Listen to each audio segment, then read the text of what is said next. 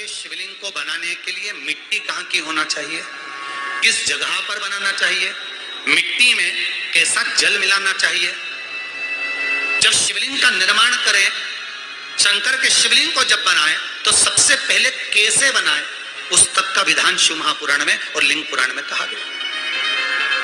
क्यारे की मिट्टी हो, क्यारा मतलब समझिएगा जिस मिट्टी पर कोई गंदगी ना करी गई हो, ऐसी जगह का कोई भाग मिट्टी का लाया है जहां कोई गंदगी ना करे। शिव महापुराण की कथा कहती है। देखो पिछले वर्ष के जो कथाएं आप लोग सुने हैं उसमें शिवलिंग मट्टी का किस तरह से बनाया जाए और कैसी मट्टी हो और उसमें पानी कैसा मिलाया जाए, कैसा शिवलिंग तैयार करा जाए, उसका विधान वर्णन नहीं कर पाए, परंतु आज कथा निकली है तो उसको सुन लो।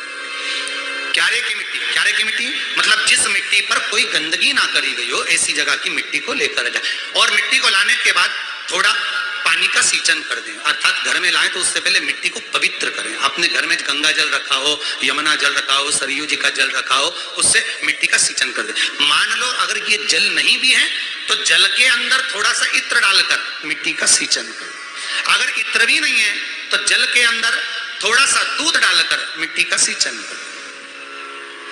दूध भी नहीं है तो एक बेलपत्री जल के अंदर डालकर उस पानी का सींचन करें। बेलपत्र भी नहीं है, पीपल का पत्ता डालकर उसका सींचन कर दें। पर मिट्टी पर घर में लाते से ही, ये नहीं कि मिट्टी आज लाए और तुमको शिवलिंग कल बनाना है तो मिट्टी अगर 1 दिन पहले लाए हो, 2 दिन पहले लाए हो, 4 दिन पहले लाए हो तो उसी दिन जल का सींचन होना चाहिए। ये नहीं कि जिस दिन बनाएंगे उस दिन सींचन होगा। मिट्टी पर पानी का छींटा, सींचन भले ज्यादा मत डालो पर छींटा तो उस दिन लगा देना चाहिए जिस दिन घर में मिट्टी लेकर आए हो। जिस दिन शिवलिंग का निर्माण करो उस दिन प्रातः में अगर आप शिवलिंग बना रहे हैं तो ब्रह्म मुहूर्त में मिट्टी को गला दो।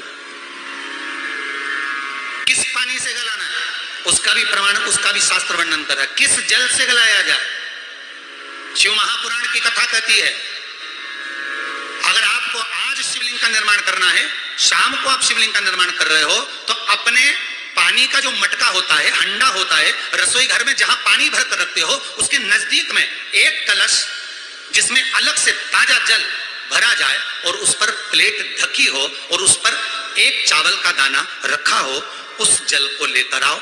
थोड़ी देर रखा रहे, आधा घंटा, 2 घंटा, 3 घंटा, 15 मिनट, 20 मिनट, पर वो पानी वहां रखा होना चाहिए। रसोई घर में अन्नपूर्णा का निवास होता है, परिंदे के पास पितरों का निवास होता है, अन्नपूर्णा पितर सब रसोई घर के भीतर विराजमान होते हैं। शास्त्र कहता है 33 कोटि देवता एक समय के लिए, एक क्षण के लिए हमारे रसोई घर में प्रवेश करते हैं। इसलिए रसोई घर को तुम पूरे घर को स्वच्छ रखो ना रखो, पूरे घर को तुम साफ रखो ना रखो, पर रसोई घर एकदम क्लीन होना चाहिए, साफ होना चाहिए, स्वच्छ होना चाहिए।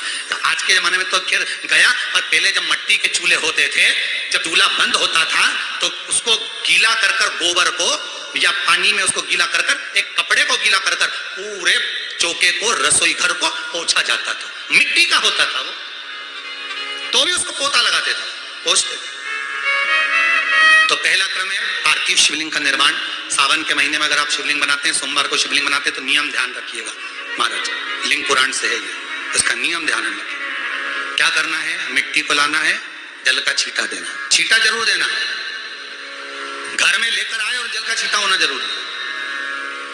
2 दिन तक, 3 दिन तक मिट्टी रखी हुई है और उसके बाद अगर आपने पानी का छींटा नहीं दिया है और आपने डायरेक्ट मिट्टी को गला दिया और उसके बाद बनाया तो उसका कोई प्रमाण नहीं। जल का छींटा अवश्य, फिर उसको रख दें। 15 दिन बाद बनाओ, 4 दिन बाद बनाओ, 3 दिन बाद बनाओ, 2 दिन बाद बनाओ। शिवलिंग जब बनाओ तब उस मिट्टी को, जो कलश आपने रसोई घर में रखा है चावल का दाना रखकर प्लेट के ऊपर, अर्थात उस कलश का जल उस मिट्टी में थोड़ा सा डालिए। क्यों डाला जाता है उसका भी भाव वर्णन किया है। अब भविष्य पुराण, स्कंद पुराण और अग्नि पुराण, इन तीनों से ले लिया गया, वर्णन किया गया। जब उस कलश का जल हम डालते हैं तो उस कलश में पितरों का भाव आ जाता है, अन्नपूर्णा का भाव हो जाता है, घर में लक्ष्मी का भाव हो जाता है, संपदा का भाव हो जाता है।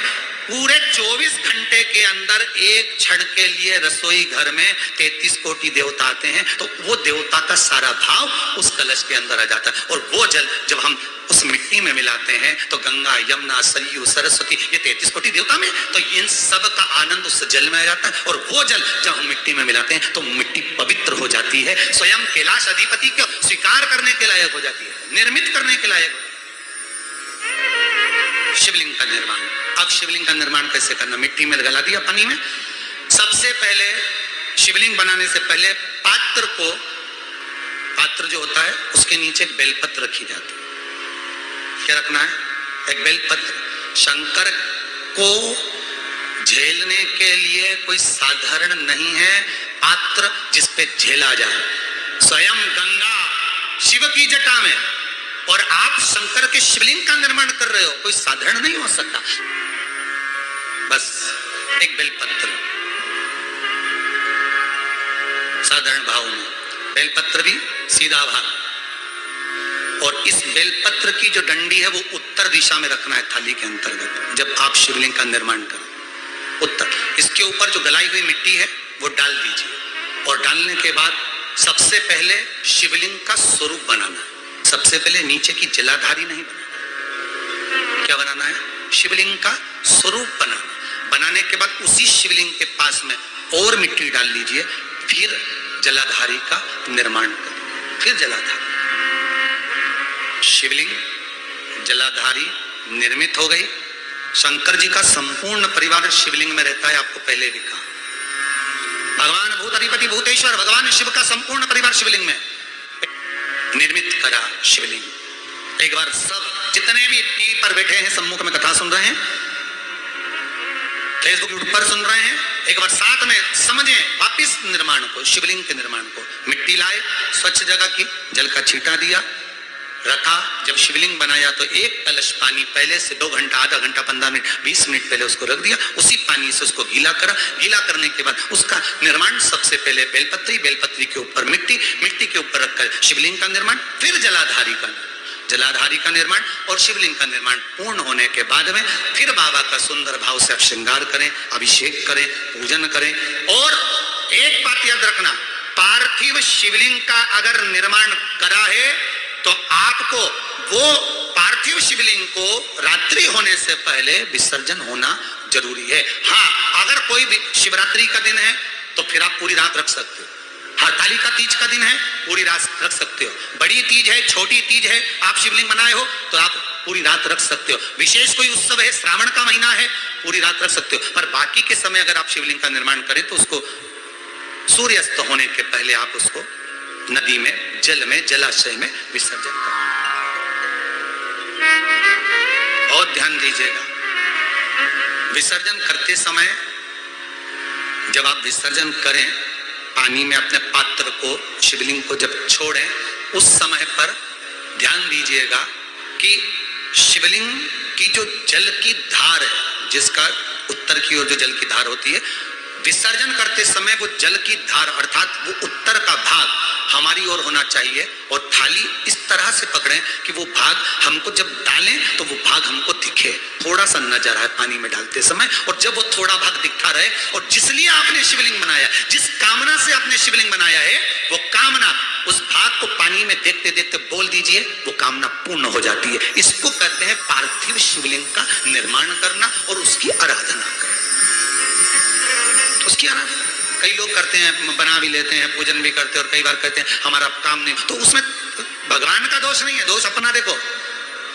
आप आए नहीं, सुबह हो गई, मेरी पूजा की थाली धरी की धरी रह गई। क्यों नहीं आए, किस लिए नहीं, वो हमें देखना।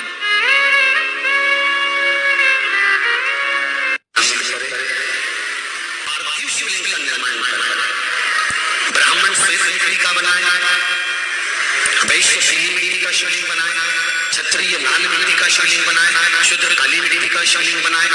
अगर मिट्टी नहीं मिलती है तो तुम्हारे गमले में जो भी मिट्टी हो, वो जिस जिस कलर की हो, उस कलर का शिवलिंग का निर्माण करो।